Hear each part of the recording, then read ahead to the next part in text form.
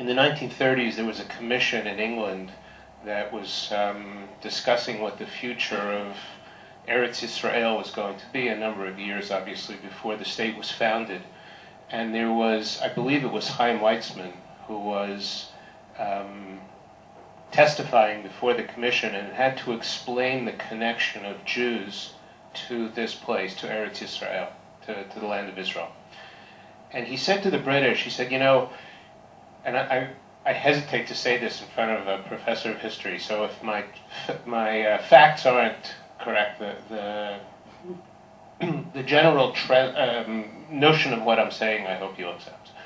He said, you know, many years ago, there was a ship that came to America with people who were fleeing religious persecution in England. The Pilgrims, the ship was the Mayflower.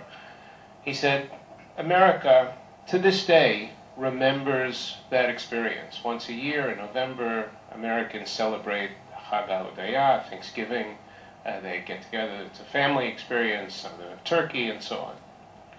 The Jews remember their leaving one place and their movement towards Eretz Yisrael, towards the land of Israel, not for 300 years, but for 3,000 years.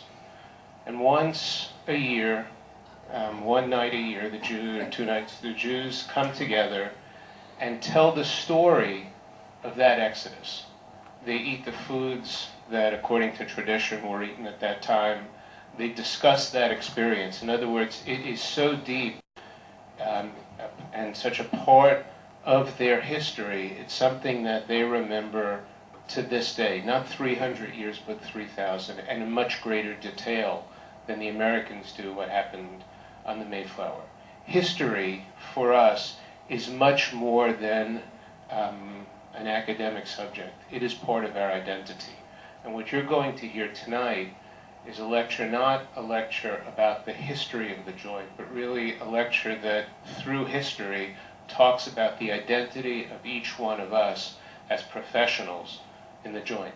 You know, of all the creatures on the earth, none of the creatures on the earth, with the exception of human beings, can identify their grandparents. Everyone, the lion can identify at least its mother, the bear its mother.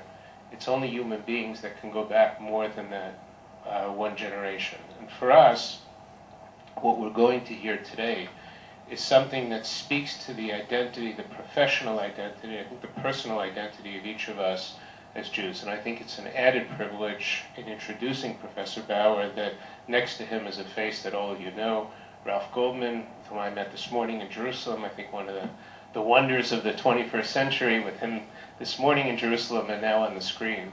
But someone who represents for all of us also the history of the JDC, the rich history and the identity we have as professionals at JDC. So without further ado, Professor Bauer, b'vakasha. The story of the JDC began with with German Jews in America.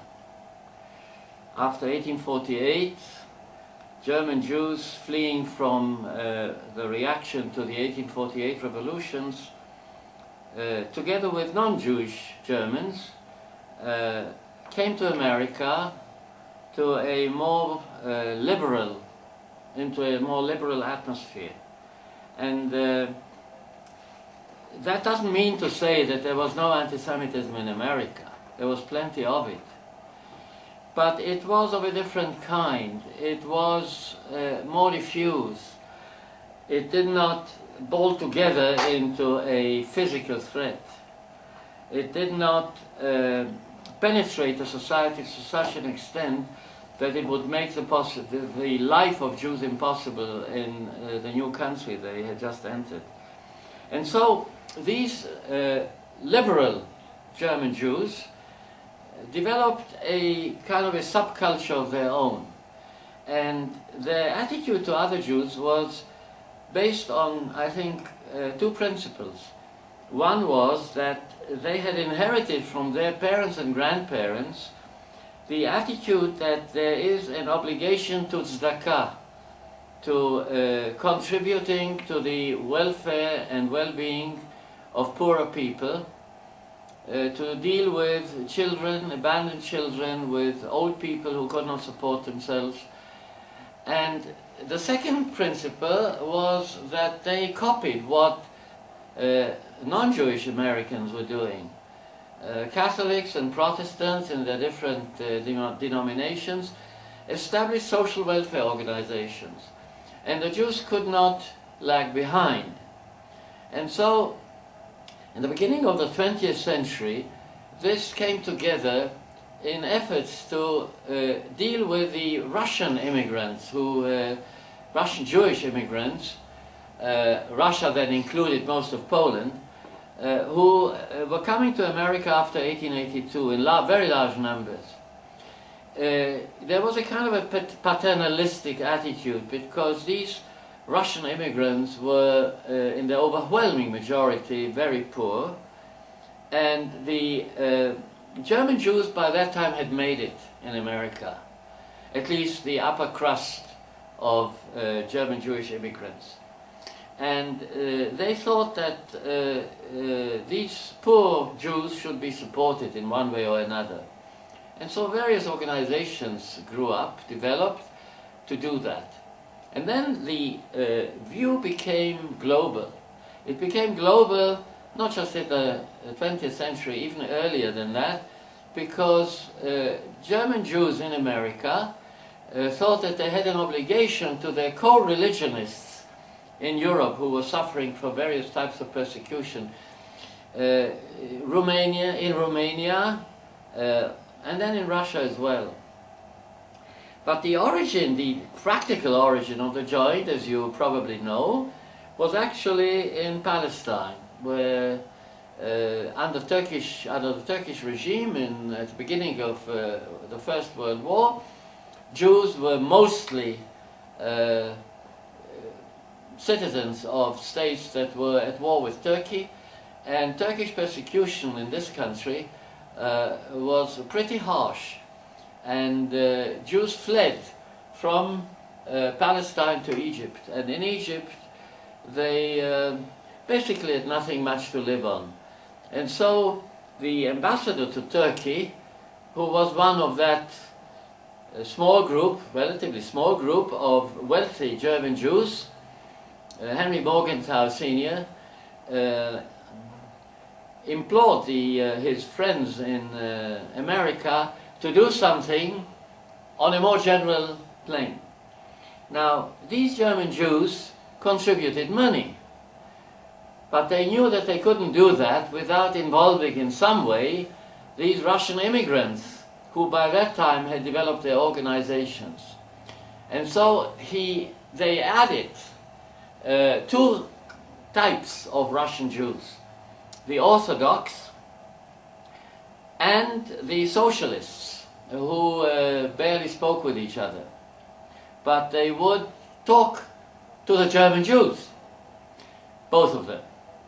And so there were token representations of representatives of both types of Russian Jews through their organizations, and together they formed the JOINT, the American Jewish Joint Distribution Committee. Joint because it was a collaboration, a token collaboration, one must say, between the wealthy German Jews and their co-religionists.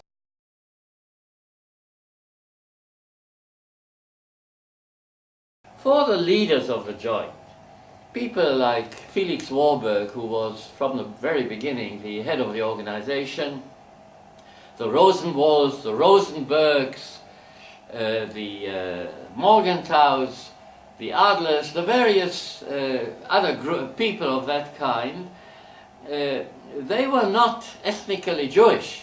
They didn't consider themselves ethnically Jewish at all. Their religion was taken rather lightly. They were largely Reform Jews or liberal Jews, with very few exceptions,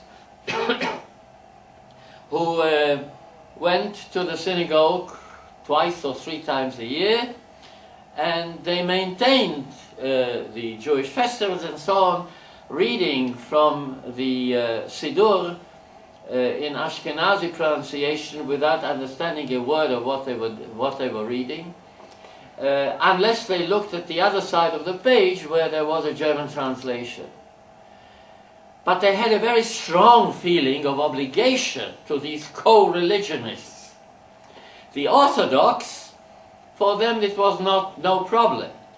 They knew that they were members of a Jewish people, and they tried to maintain Orthodoxy in America, which was rather difficult to do at that time. And then there were the socialists, either of the anti-Zionist kind, really people who had belonged to one kind or another, largely Bundists in Russia and Poland. In other words, socialists who were anti-religious and anti-Zionist, or they were Zionists who were socialists. The socialists and the Zionists and the Bundists hardly talked to each other. But in America they had to collaborate in trade unions, and they did, and they had their representation in the joint. This is the background, you see. Unless you understand that, you don't really understand why the JDC took very great care not to identify with Zionism and to treat the socialist anti-Zionists with a kind of patriarchal, pleasant and sort of supercilious kind of attitude. When you read the documentation, when you read the letters, what the JDC in New York really wanted was to break the European Jews, and that was the main clientele of JDC in the 1920s and the 1930s, to bring them up to the standard of American Jews, that they should live in liberal societies where, like in America, they would have equal rights. Now, in America, they had formal equal rights. They didn't really have equal rights at all, because clubs were closed to Jews, universities had unofficial limitations on Jewish participation and Jewish students attending these universities. There was plenty of popular anti-Semitism in America. The Christian churches were no great friends of Jews, neither the Catholics nor the Protestants, but there was formal equality. And therefore, as the Jewish minority grew in America and became important for congressmen and senators, and later on for elections to the presidency, they had to be considered as at least formally equal. So this formal equality people, these German Jews, stuck very closely to. And they became very vehement American patriots in order to prove to the American people that they were Americans and not members of some ethnic minority which would have double loyalty to America and to their particular ethnic group outside of America.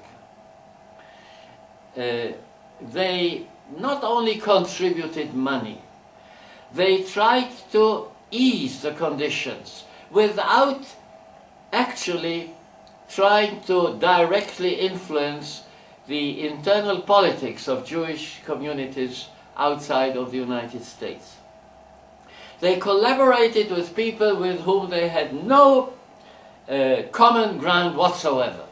The typical case is Soviet Russia, where the joint came in order to help the poor Jews who were in a terrible situation after the Bolshevik Revolution, who were considered, most of them, non-citizens in Russian Lishansky, who had no civic rights, and in order to bring them up to a situation where they would have civic rights.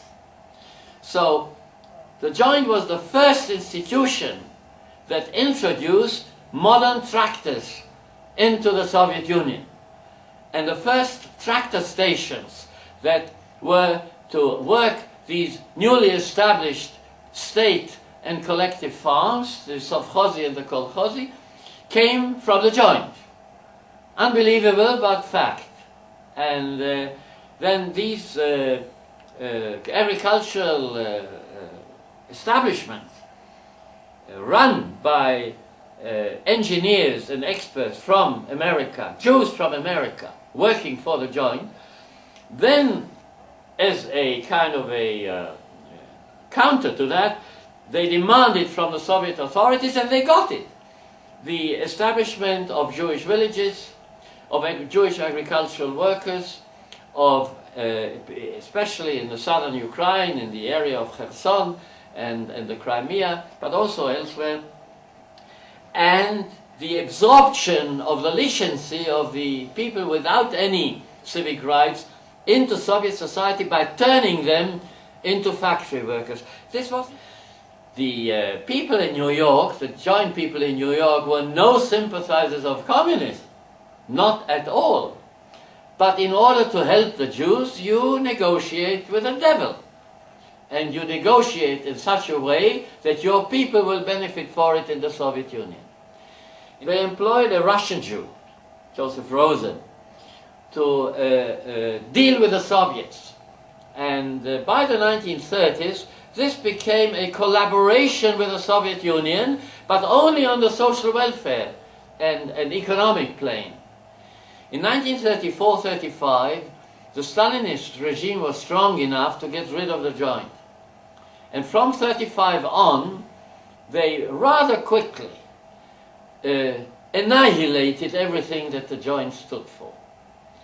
They dissolved the various offices.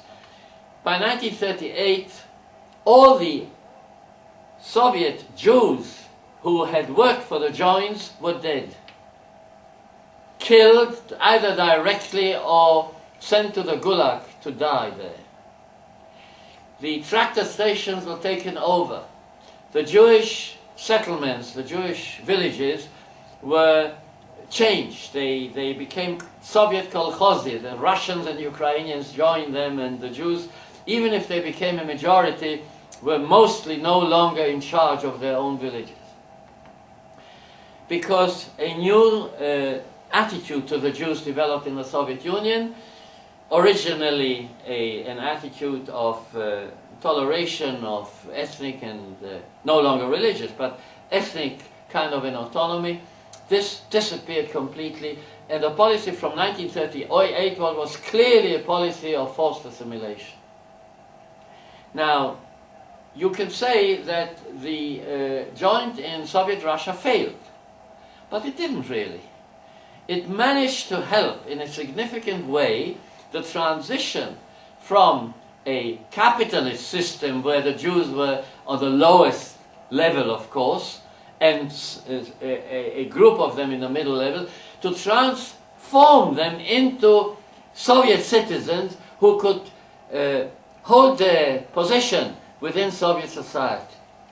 And I think that that is of rather radical importance. In the meantime, you have the entry of the joint into Poland.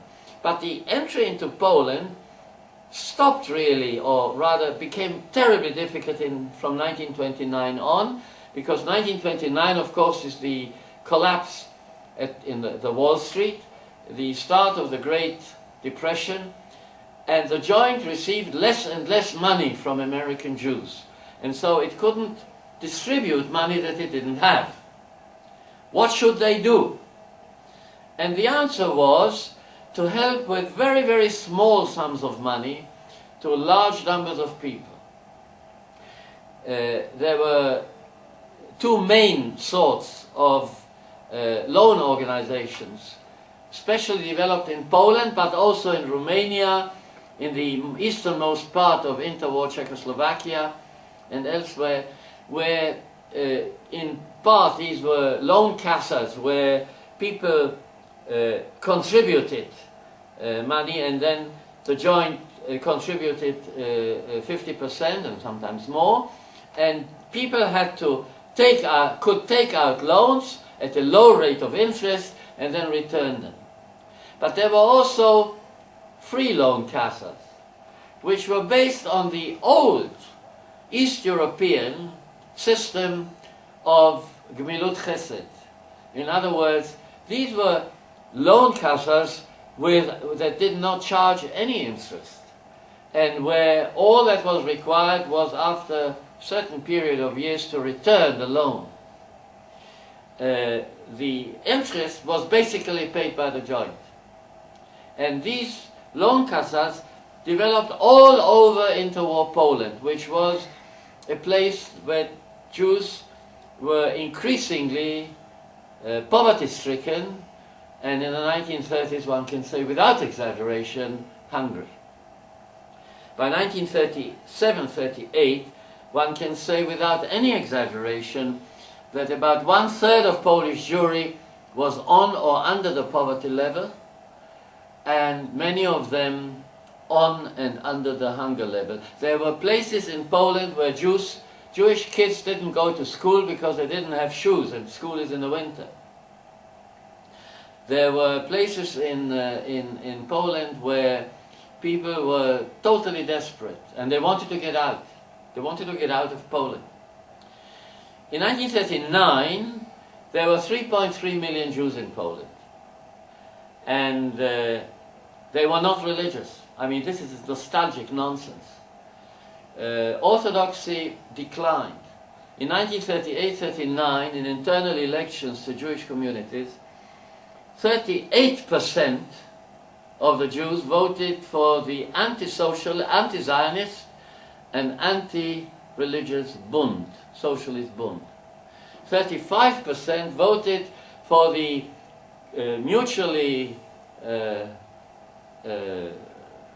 for mutual enemies within the Zionist movement. Zionist parties, as you all know, didn't talk to each other and fought each other tooth and nail.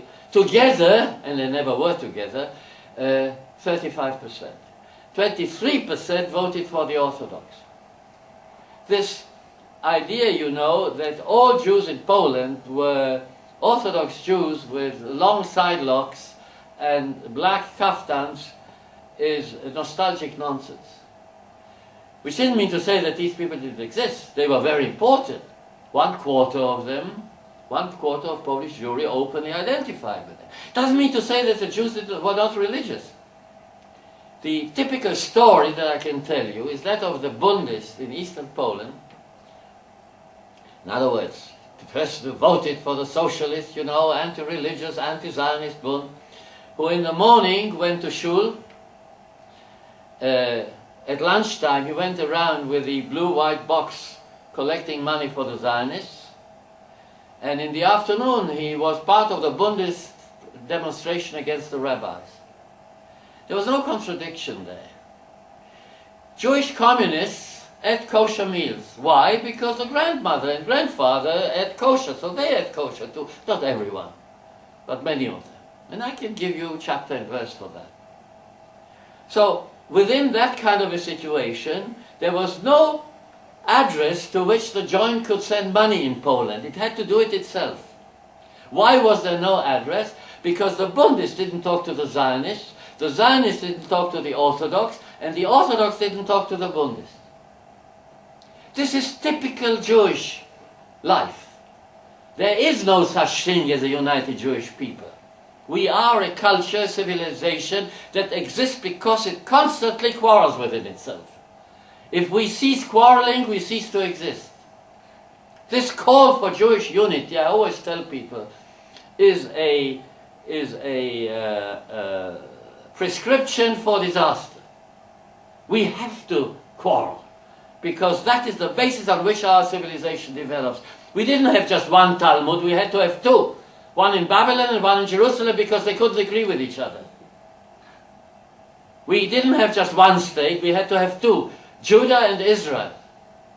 We didn't have just one East European Orthodoxy, we had Hasidism and traditional Lithuanian Orthodoxy, because we couldn't agree with each other.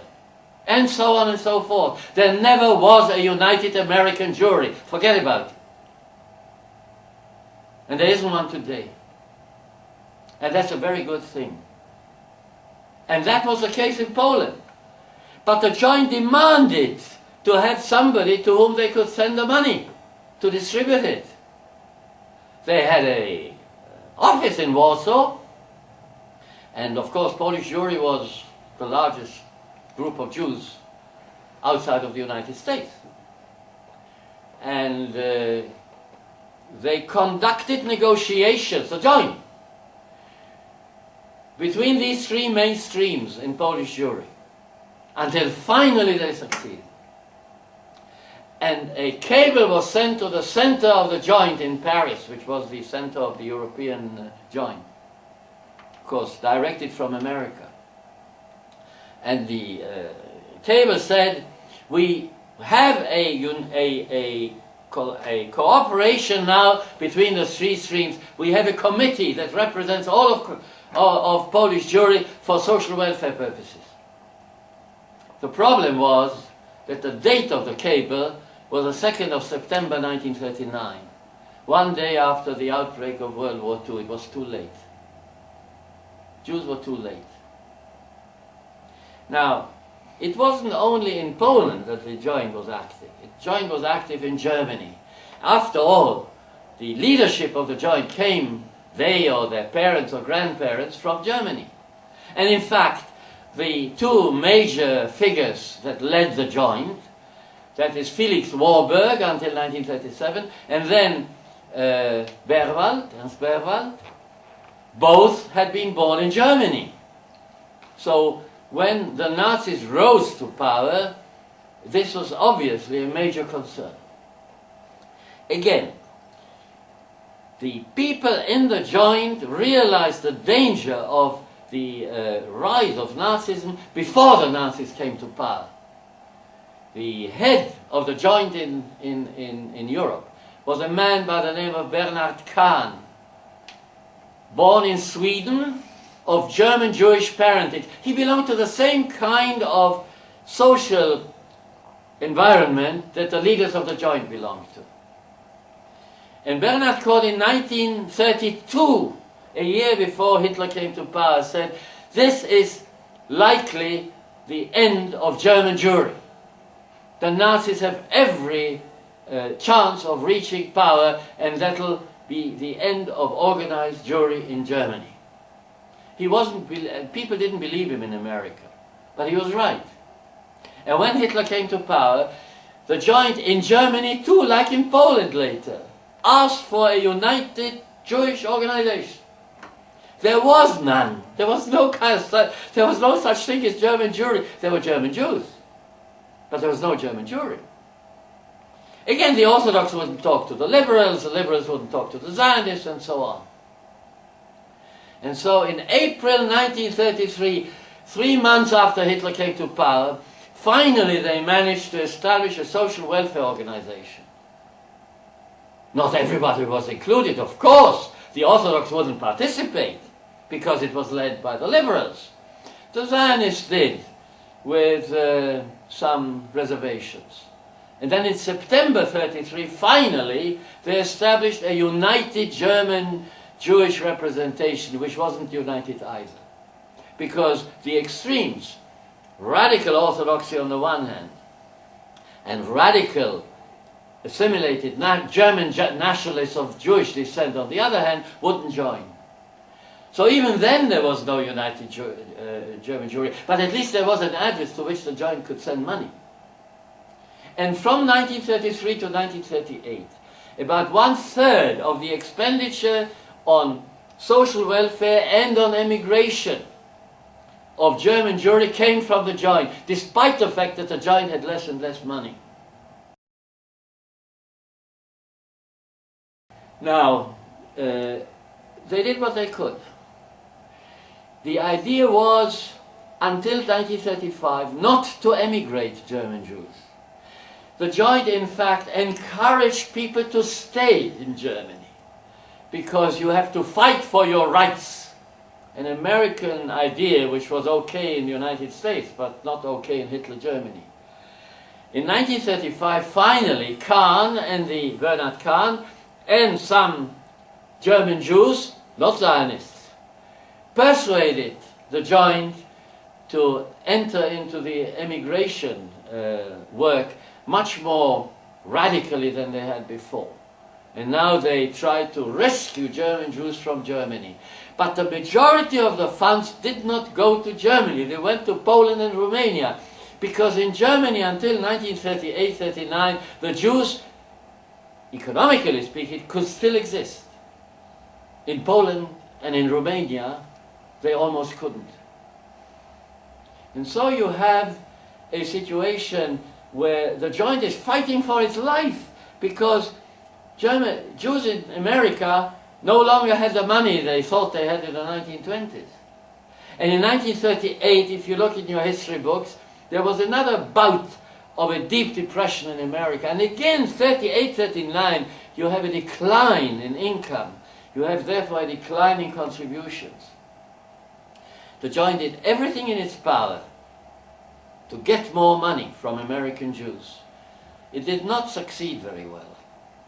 It wasn't until the outbreak of war, when the economic depression slowly disappeared with the rise of armaments and so on and so forth, that contributions to the joint again rose.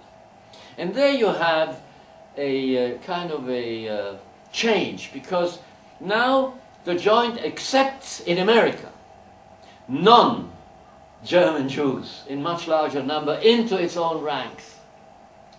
And one of the most outstanding people there is a man you probably heard about, Dr. Joseph Schwartz, Joe Schwartz.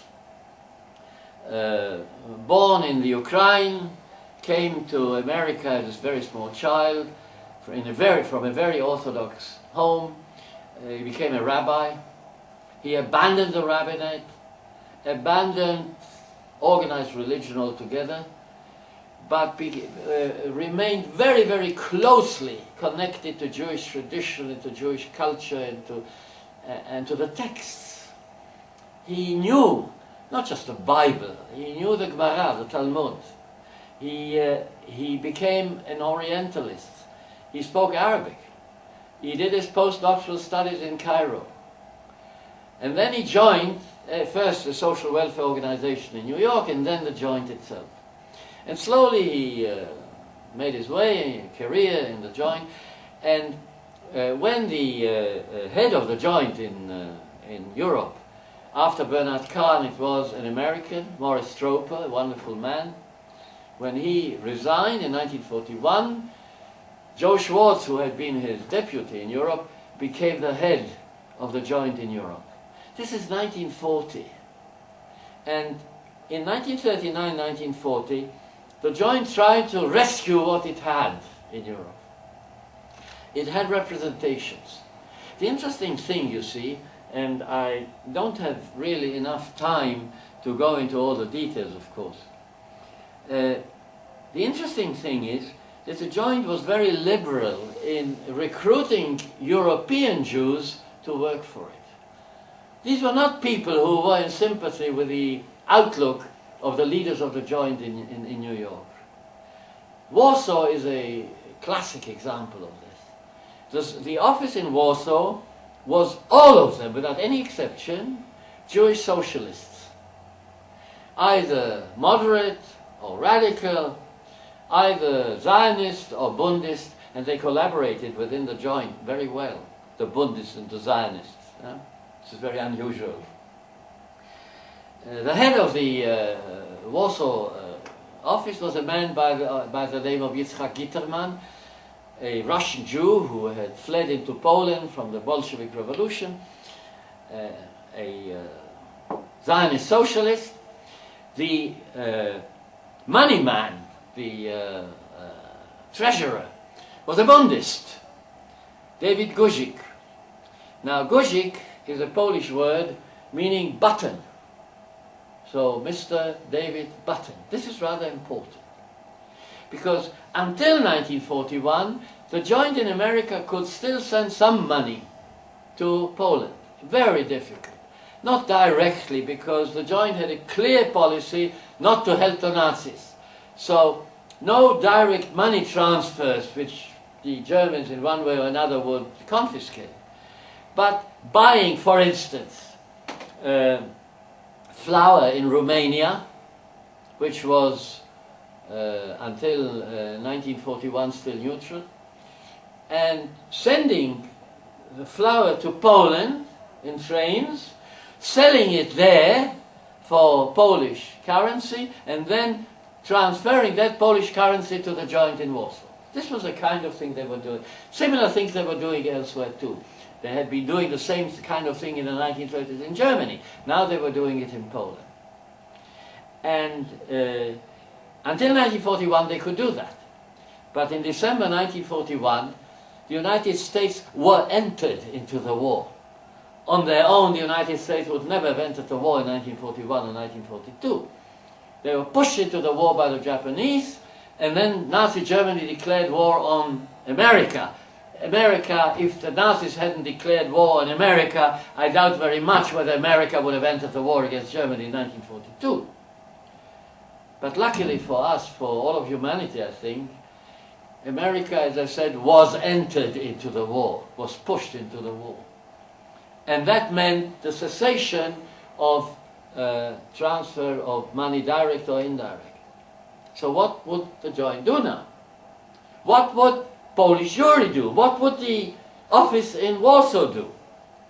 There was no longer any direct contact with the Warsaw office. There could be no transmission of instructions. There were no instructions. There was no contact. And so what they did, they went to Jews who still had money. They went to smugglers and to very dark characters, and they went to very clean characters who still had money or who conducted some kind of legitimate trade, not legitimate in the eyes of Germans, legitimate in the eyes of Jews, and said to them, look, you won't keep that money because the Germans are going to take it away from you. Give us your Polish zloty, and we will give you receipts stating what the exchange rate on the black market is on that day between the Polish zloty and the American dollar. And after the war, you'll get your money back.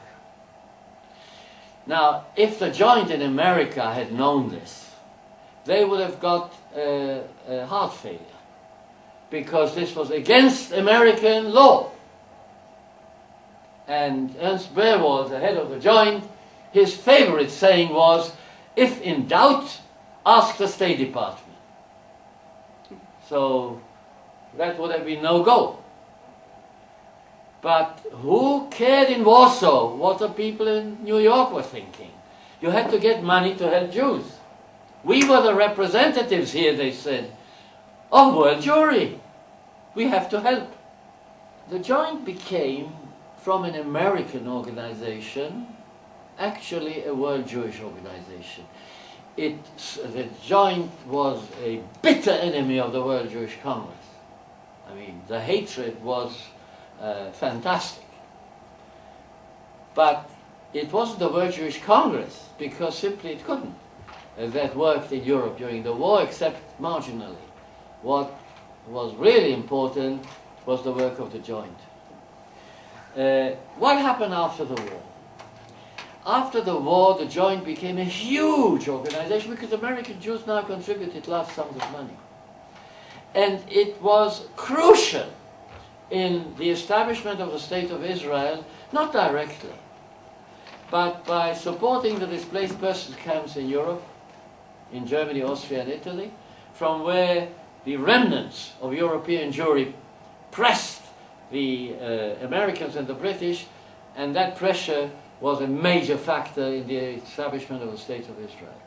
And through the Bricha, through the huge rescue organization that was set up by East European Jews, no connection with the joint, but was then supported by the joint, again not directly because that was against American law. They supported, the joint supported the transit, in other words, the railways that transported the Jews, the food that they got, the clothing that they had to replace, and so on. And that, in fact, financed the Bricha. And 250,000 Jews over 5 years were smuggled by the Bricha across the borders into largely the American zones of Germany, also, Germany, Austria, and also into Italy and other places. And again, you have a major effort of the joint. And the last point that I want to make is that the joint not only supported Eastern Europe, it re-established through its help French Jewry to a very large extent. It helped the remnants of Italian, Dutch and Belgian Jewry to re-establish itself. It worked in Greece. It worked to an increasing extent in North Africa. The work in North Africa grew after World War II until North African Jews left North Africa in 1948-49, and after that too, the remnants there.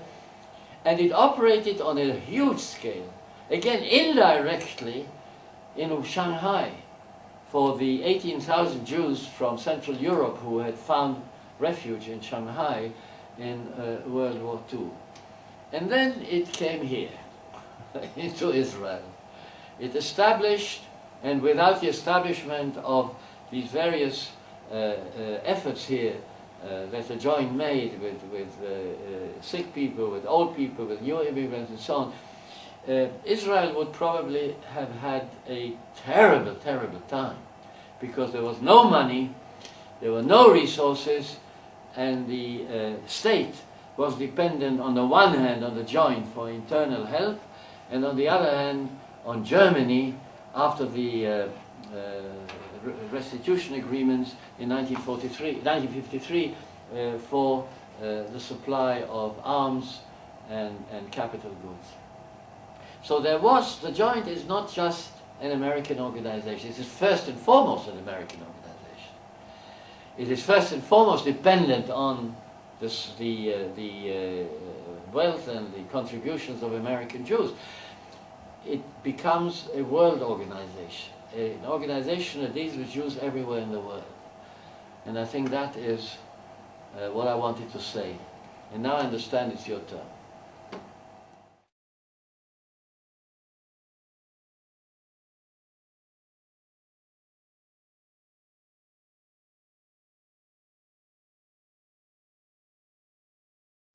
Yes, there was activity of the joint in Hungary from 1938 on. There was a representative for Hungary and Romania that was sent from America. Bertrand Jacobson was his name, and he worked together with a Slovak Jew,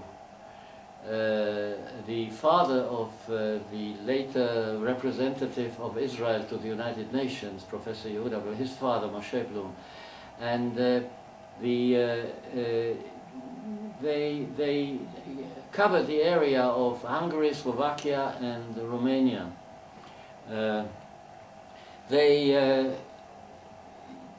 Of course, when Hungary entered the war in 1941, in June 1941, they could no longer operate openly. This was taken over by Slovak Jews, and in Slovakia there was a joint committee which was led by different people, finally by Gizzi Fleischmann, one of the great heroines of the Holocaust. And she did the same as they did in Poland and elsewhere. She utilized whatever she could of basically illegal moves in order to get money for Jewish refugees in Hungary from Slovakia. Jewish refugees from Slovakia who came in their thousands, about 7,000 people who came to Hungary. And she was in touch with a joint in Switzerland, so that Salim Mayer indirectly, by different ways, financed at least part of the work of the joint committee in Bratislava in Hungary. Now, immediately the war ended, the joint reappeared in Budapest. As early as June 1945, there was in fact a Hungarian Jewish organization which came out of the people who had remained in Budapest during the war.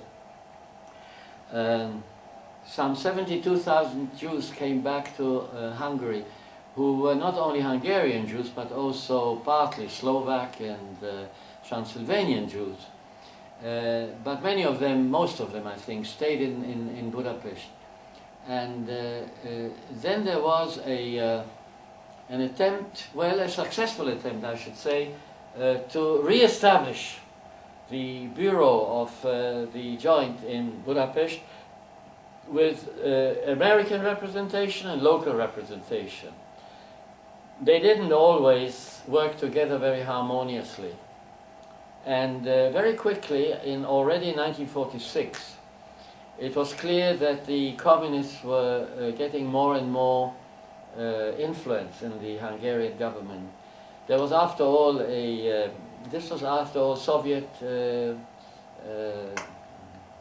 region or Soviet area, and so the joint was slowly hemmed in. But the joint in Hungary helped in various ways, especially with youth, organization of youth, also organization of soup kitchens, because immediately after the war the situation of Hungarian Jews was terrible. And so there were soup kitchens, there was youth work, and there was the usual thing that the joint was doing everywhere, old age homes and orphans and so on. And until 1947, the Bricha went in part through Hungary, through Budapest, in part. And so that part was again financed by the joint, indirectly, as I just pointed out. There were people who were sort of Jews who thought they had to accommodate themselves to the communist regime, but also work together with the joint. That worked for a certain period of time, but then it collapsed. And from 1948 on, you just have remnants of the work. The fact that the joint was chased out in the early 1950s, the joint, in actual fact, knew that it could no longer operate. One of its members was arrested and tried, and so on and so forth. You can find all that if you live in Hungary, in Hungarian history. I would like to know your opinion. You start the story explaining that JDC actually is a creation of European Jews living in America. My question is, why become only American in a way that we, beside the Alliance Israelite Universelle that was maybe before the joint or at the beginning, we haven't seen major organization outside the state trying to help Jews in other parts as heavy as JDC did in the past? Well, it's in part, I think, due to the fact that American Jewry simply acquired a great amount of wealth, at least the upper crust of American Jewry, so that there was somebody to give money. The people in Europe were going through various crises. Anti-Semitism was much stronger in Europe than in America, much, much stronger, no comparison. And also the disunity of the different European Jewish groups. I mean, the Alliance Israelite did not organize any fundraising in Germany or Hungary. And the Hilfsverein in Germany did not recruit money in Poland or France. So you have different organizations. For American Jews, there was another point there. They didn't want to appear in the eyes of non-Jewish Americans as getting money from abroad. It had to be purely American. This was part of the American patriotism that they went along with. Now, it changed after World War II, you see. Joe Schwartz was one of the major elements there, because Joe Schwartz was always concerned not only with Jewish religion but also with Jewish ethnicity. He didn't say it openly, it wasn't the thing to say, you see. But after the war, he could say it, because after the war, the joint willy-nilly became a major influence on the establishment of the State of Israel and in the State of Israel. You could no longer play the sort of non- or anti-Zionist game to the extent that you did before. You still tried, but it wasn't like it was before. And so the joint changed. This doesn't mean to say that the joint got money from abroad, here and there, on the very, very margins. But this idea of being patriotic Americans has remained with the joint, I think, to this day. We are Americans. Yeah? Yeah, we are Jewish Americans. You could not be a Jewish Pole. You were either a Jew or a Pole. The idea of being a Jewish German is a post-war invention. There was no such thing as a German-Jewish symbiosis. That was an idea that the Jews had. The Germans didn't have it. But in America, you could be a Jewish American. Because America is composed of a multiplicity of ethnic groups. If it wasn't that, it would disintegrate. All of whom are legitimate, because everyone is legitimate. And so you could keep your ethnic, ethno-religious or religious identity and be a full American citizen, provided you were very patriotic.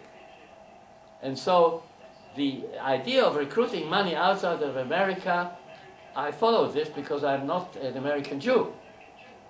And I had never had an intention of becoming an American Jew. But I was very close and am very close to American Jewry. So I understand, I think I understand it. So this remained with American Jews to this day. And that's very good, you know. That's very good. Because it means that the second, today already second largest, not largest, but second largest Jewish community in the world is independently pro-world Jewish and pro-Israel. And this is very important. The people that you spoke to this evening are the people doing the work in the field day to day. And we have, as I'm sure you know, representatives from the former Soviet Union, from South America, from Central Europe, and from places in between. Each of us, I think, based on what we've heard from you today, go back to our work with our heads held just that much higher, with a greater understanding of the organization that we represent. And I think, if anything, you've given us each of us an added sense of responsibility for the work day to day, recognizing the kind of organization that we represent, the people who came before us as professionals, and we thank you for that.